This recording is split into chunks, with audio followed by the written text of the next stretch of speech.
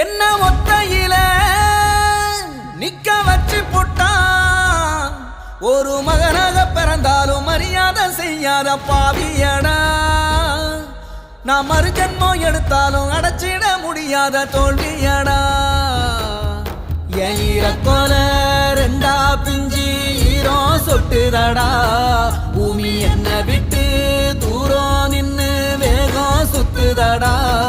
யாரு கண்ணு பட்டோம் வீடு ரெண்டு பட்டு போச்சே. ஒரு மரியாதை குறையாத மனுஷங்க இப்போது வீதியில. ஒரு மரமாக வளர்ந்தாலும் கிளையாக பிரிஞ்சோமே பாதியில.